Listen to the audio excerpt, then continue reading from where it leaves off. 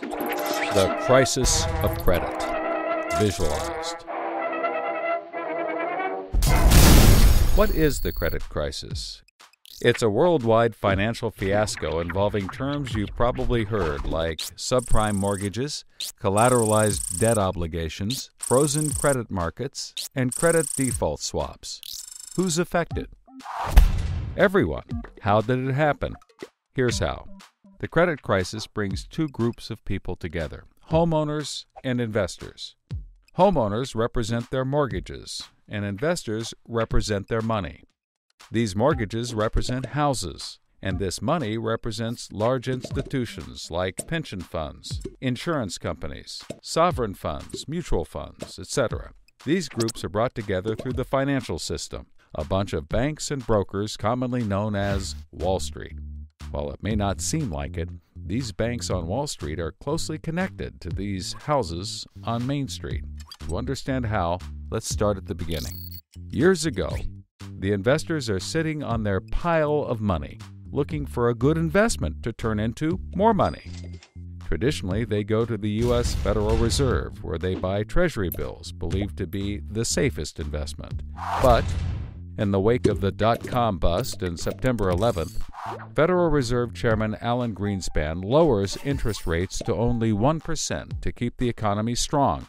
1% is a very low return on investment, so the investors say, no thanks.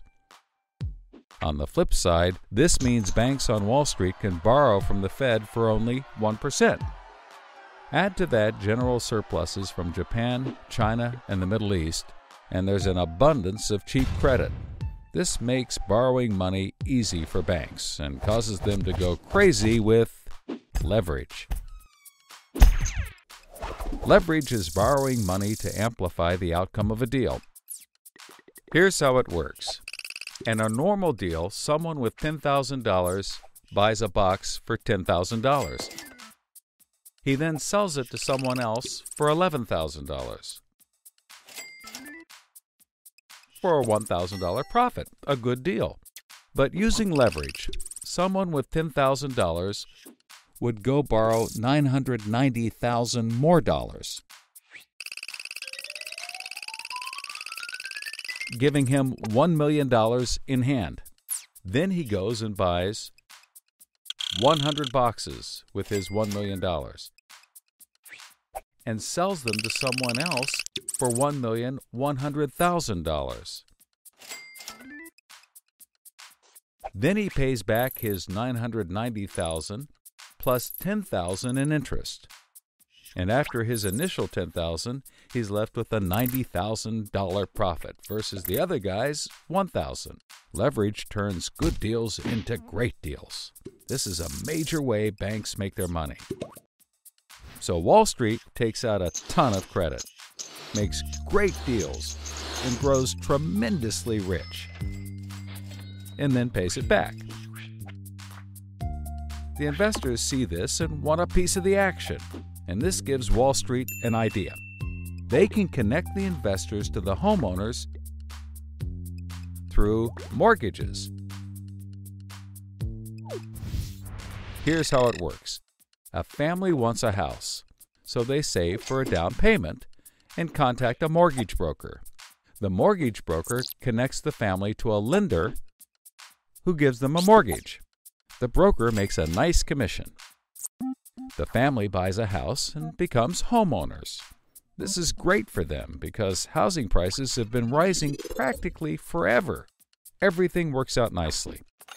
One day, the lender gets a call from an investment banker who wants to buy the mortgage. The lender sells it to him for a very nice fee. The investment banker then borrows millions of dollars and buys thousands more mortgages and puts them into a nice little box. This means that every month he gets the payments from the homeowners of all the mortgages in the box. Then he sicks his banker wizards on it to work their financial magic, which is basically cutting it into 3 slices: safe, okay, and risky. They pack the slices back up in the box and call it a collateralized debt obligation, or CDO. A CDO works like 3 cascading trays. as money comes in, the top tray fills first, then spills over into the middle, and whatever is left into the bottom. The money comes from homeowners paying off their mortgages. If some owners don't pay and default on their mortgage, less money comes in and the bottom tray may not get filled. This makes the bottom tray riskier and the top tray safer. To compensate for the higher risk, the bottom tray receives a higher rate of return, while the top receives a lower, but still nice return. To make the top even safer, banks will insure it for a small fee called a credit default swap. The banks do all of this work so that credit rating agencies will stamp the top slice as a safe, AAA rated investment, the highest, safest rating there is. The OK slice is BBB, still pretty good, and they don't bother to rate the risky slice. Because of the AAA rating, the investment banker can sell the safe slice to the investors who only want safe investments. He sells the OK slice to other bankers, and the risky slices to hedge funds and other risk takers. The investment banker makes millions. He then repays his loans. Finally, the investors have found a good investment for their money, much better than the 1% Treasury bills. They're so pleased they want more CDO slices. So the investment banker calls up the lender, wanting more mortgages. The lender calls up the broker for more homeowners, but the broker can't find anyone. Everyone that qualifies for a mortgage already has one, but they have an idea.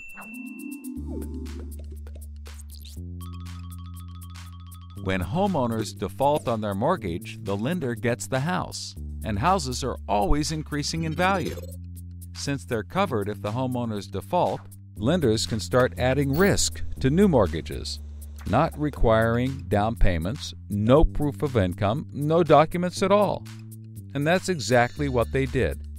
So instead of lending to responsible homeowners, called prime mortgages, they started to get some that were, well, less responsible. These are subprime mortgages. This is the turning point. So, just like always, the mortgage broker connects the family with a lender and a mortgage, making his commission. The family buys a big house. The lender sells the mortgage to the investment banker, who turns it into a CDO and sells slices to the investors and others. This actually works out nicely for everyone and makes them all rich. No one was worried because as soon as they sold the mortgage to the next guy, it was his problem. If the homeowners were to default, they didn't care. They were selling off their risk to the next guy and making millions, like playing hot potato with a time bomb. Not surprisingly, the homeowners default on their mortgage, which at this moment is owned by the banker.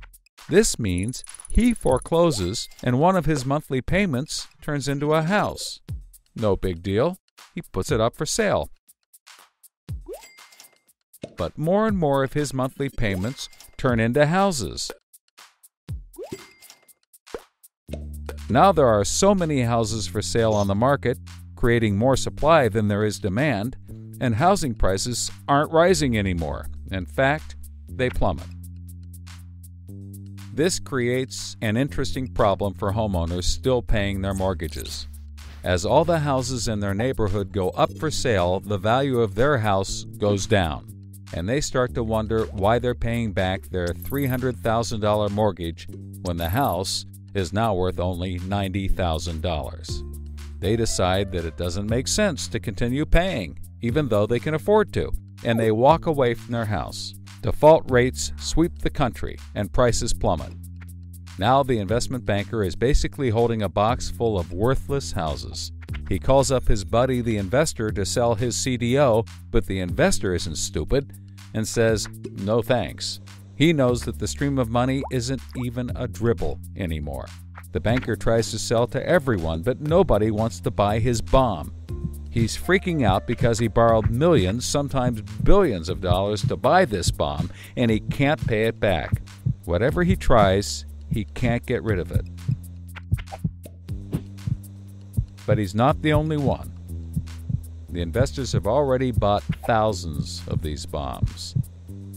The lender calls up trying to sell his mortgage, but the banker won't buy it, and the broker is out of work. The whole financial system is frozen, and things get dark.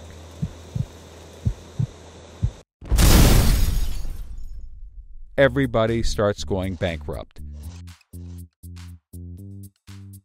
But that's not all. The investor calls up the homeowner and tells him that his investments are worthless.